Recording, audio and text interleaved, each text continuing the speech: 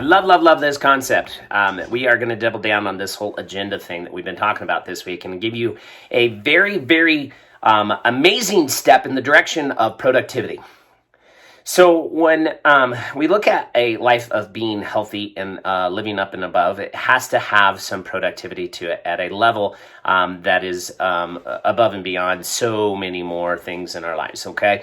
And so I'm going to actually walk you through kind of a morphed concept of Stephen Covey's book, Seven Habits of Very Effective People, something along those lines. It's been a long time since I've read that, but coming back full circle to these concepts is the concept of prioritization and priorities, and actually looking at the like we talked about earlier this week. If you haven't listened to that podcast, go back and listen to it because it makes some sense. It really does. But how the world, how other people's agendas actually infiltrate our agendas. And the only way that the world and other people's agendas can infiltrate our agendas is the concept that we are not clear on our agenda. We're not clear on our purpose. We're not clear on our directions that we need to go on a daily basis. So we let other bullshit filter into our worlds and start taking on people's agendas. We've done this at work. I had a team meeting yesterday about this, and everybody was like nodding their head. I'm like, why would you let somebody else's agenda filtrate into your agenda? It doesn't make any sense. And then at the end of it, be so pissed off at the other person that their agenda actually ruined your day. That's like, if you are totally clear on what you need to get done for the day and the actions that you need to get done for the day, then none of this would happen. However, it is human nature, and it's almost like we've been designed to do this, and I see this in the healthcare arena all the time, in that we are designed to actually move when the pain is really bad. So we don't actually put things as priorities until they're wiggling, screaming, yelling in our face that we got to do something. Like, this is due. This is due immediately. Like, this has to get done. And so we end up finding in our worlds that we are actually in an environment of just constantly putting out fires. And with that, from a health standpoint, our nervous system, the sympathetic nervous system, just turns on like full speed, and you're going like a Ferrari at 218 miles an hour, full board, that it cannot sustain itself. It cannot sustain itself for long periods of time. So what is it going to do? It's going to break down. And this body of yours will break down over time, and then you'll rebuild and you'll jump yourself into the fire again, and only to break down. So what I'm going to give you today is a tip and a trick to kind of look at different aspects in your world. If you're still listening, you have one area in your life that you need to organize and put out and put forth basically a organized agenda, organized idea to move you down this path that you want to go. Okay, so look at it like this. Say if you had a 90-day target, what a great aspect for health, because there's a lot of things that turn over in 90 days. There's a lot of things that can change in 90 days.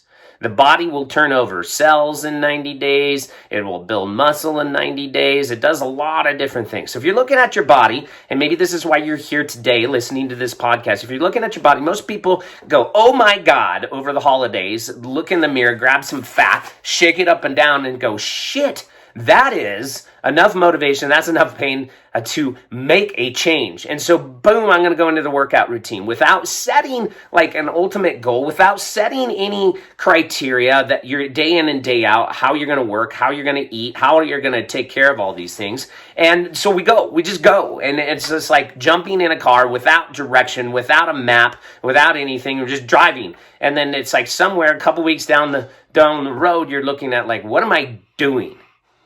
I don't even know what I'm doing. And so when we lack purpose, then, the family's like, hey, we got to get this done today, or little Johnny got sick, and can you pick him up from school? And then you just start to you're driving to the gym, and it's like, well, just go this way. I guess I got to get this other stuff done. And so other agenda items start to come in. They start to filter into your world compared to the concept of look, I have this. Today, this is what I'm doing, and this is my plan, and this fits my 90-day goal. This fits the direction that I am moving. And so little Johnny got sick. Hey, little Johnny's going to have to wait because I got purpose. I got to get this done. Great. Tell you what, I'll be there in 30 minutes and I get to work out for 25 minutes. I sweat. Maybe I skip my shower and I get over and get little Johnny out of the nurse's station and go from there. Is that how it works in your world? I don't know. My kids are homeschooled. There's no nurse's station. And if they're sick, it's like, suck it up. Let's get her done. And so they're like, okay, I got a box of Kleenex and let's get to work. That's what we instill in our kids, right or wrong. They're going to use this podcast against me. Probably some settlement down the road, but happy day. Maybe we can afford that. So anyways, I digress. But you get the concept. You're starting to hopefully see this concept of like, if you do not have clear purpose in a workout, clear purpose in your eating habits, then other agenda items will filter in. Burritos and beer and, guys' night out, girls' night out, margaritas and chips and salsa starts to filter into if you do not have this clear purpose, okay? And I see this all the time. People will come in and just go, and they want to reduce a serious low back problem. They want to reduce a serious neck problem to just a pinched nerve, which if you look at that and actually consume the concept of a pinched nerve, you pinch a nerve, that's serious shit.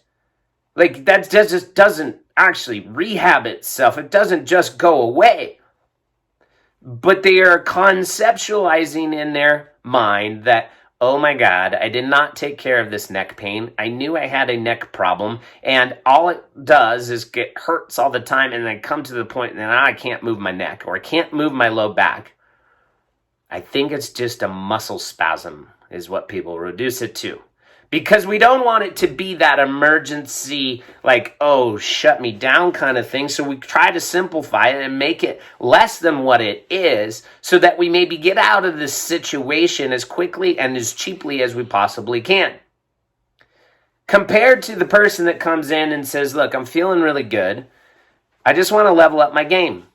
I just want to level up my game to, elite status. I love feeling good. I love the way my body is working right now, but I want to check some things. And then I want to actually use chiropractic. I want to use nutrition. I want to use exercise as a preventative model to be able to keep my body moving, keep my body in a direction that will not break down and come to some sort of crisis or some sort of emergency. And so here is the tip and the trick for you today is the concept that you are likely living in one or all areas of your life in emergency mode. You wait for things to flip out, wiggle on your face, burn down before you actually make some moves on it. So the tip is to actually identify some areas in your world on a weekly basis that you could actually create some space with by actually not having them be urgent, but you make them urgent. I'll say this again. This is a key. They're not urgent, but you make them urgent. Think about this. All right? You look ahead, and people conceptualize this a little bit. I'm going to come back to the body on this because it'll make some sense to a lot of people, but people conceptualize this a little bit. All right? Go on the computer and just book an all-inclusive trip to Mexico. Maybe let's do Playa del Carmen or Cozumel or Cancun. But anyways, just picture yourself on a beach in 3 months. And you book the trip. You put money to it and all these types of things. You immediately go to the gym and start eating better. This is it. This is what people do because they're gonna have to fit into, I was going to say slim down, but you may be rocking a body right now that's just like, who cares? But so you might not even deal with this, but you're going to slim down. You're going to get into a bathing suit or you're going to, wear your trunks and then, have the beach body that you want so you can actually take that Instagram, Facebook photo that everybody's like, wow, look at him on the beach. He looks good or she looks great. And so you go down this path of actually preventing that ugly picture on the beach. So, but we're still using pain because we don't want to see ourselves show up on the beach in this like, oh my God, do you see the rolls? Man, don't take a picture. Here, how many filters? Is there filters? Can you just do, what can you do on that? Filter. And then you reduce yourself down to, I don't know, whatever app my kids use. And it puts like glasses and a hat on you. And it's like, just blurs out everything and you look like a baby. Yeah, it's like, good. That's what so we visualize this, but we move in the direction. And so what I'm saying is people conceptualize this idea that we can actually move ahead before the emergency happens. And this is where I'm actually coming to you today, is to encourage you in that one of the greatest things that you could do is to move in and on the things that are not urgent in your world, the things that are not pressing in your world, but making them a priority. How does this work? You see the little one in your household that's having a little tough time. And before that gets to a breakdown, meltdown, they're rebelling, they don't want to hang with parents, all these types of things, you start saying, I'm going to put out a date night with this little one. I want to see how they're doing. I want to engage with this little one and see what is going on in their world. I want to hear their stories. And so all of a sudden you engage and make this a priority. This week I'm going to put place, boom, boom, boom, boom, boom. I don't care how you do it. Write it out.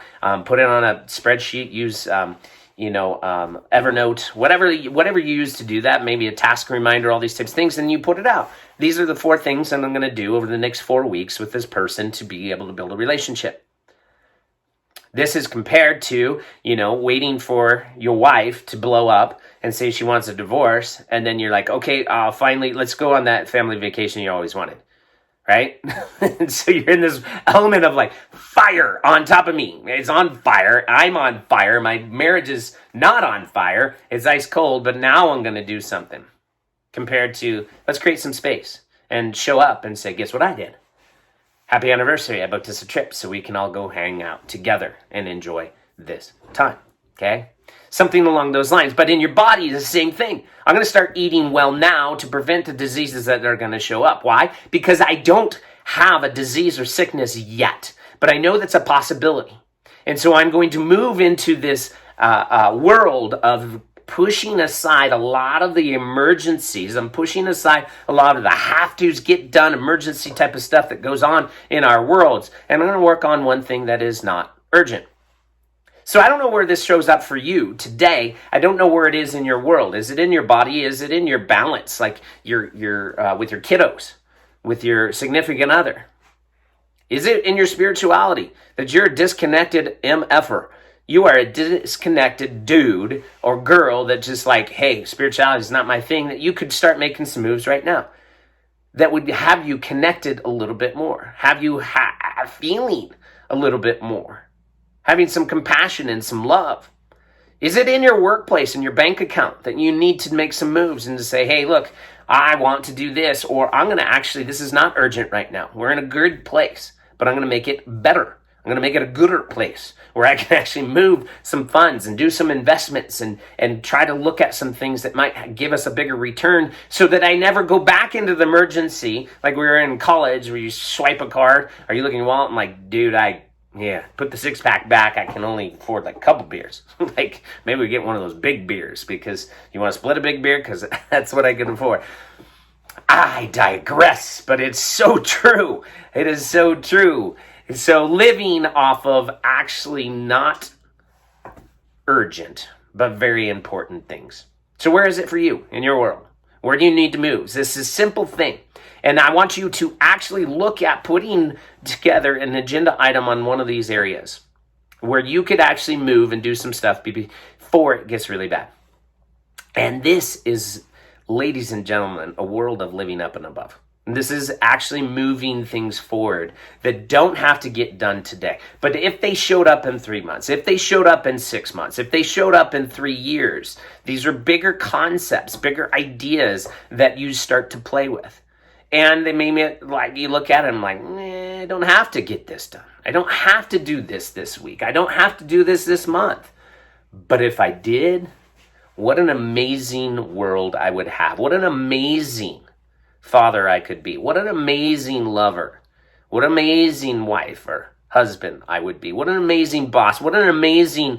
And you move this direction and you start putting stuff into play that is not urgent, but very important. And by default, what starts to happen once you say, look, I'm going to take this not so urgent thing and I'm going to make it urgent. It becomes my priority. And then as that focus becomes on that priority, we stack what we need to do to get there in that, and then nothing else filters in. So go back to the example of your body. I want to get to 10% body fat. Okay. So all of a sudden we have this priority. Why? Well, I know I'd feel better. And I understand that fat kind of interferes with a lot of body processes, hormones, and the way the body reacts and adapts to its environment. And I've done some studies to understand that a lower fat percentage is a healthier thing. It lowers my blood pressure, and cholesterol is a little bit better. I probably would gain some more flexibility because when that fat's not in the way, I can move a little bit better and might not hurt as much. And so we make this list about okay, 10% body fat makes some sense. So I'm going to move directions. What do I need to do? And then, all right, 10% body fat, and then boom, we put this as a priority. Do we need to get there? No. If we didn't get there, would we die? No. If we don't get there in 10 years, is it going to create some problems? Yeah, possibly. But we play in this world of I don't have to be there, but it would really be nice, and I'm going to play this and put it as my priority. And it becomes this urgent where then the way you eat, the way you move becomes the priority from which Facebook or Instagram feeds for 3 hours, or reading some nonsense trash novels, or whatever it may be in your world that consumes that time is no longer a priority. It does not become an agenda item because it doesn't fit. Meaning that we sit down and there's this chicken fried steak and eggs and hash browns, and you're looking at it going, nom, nom, nom. I've been there. I love that. That's one of my favorite foods. All right. But that's no longer an agenda item that can be put in there because, look, my nutrition is going this direction, and it has to be focused in this quadrant, and that doesn't fit. That doesn't fit.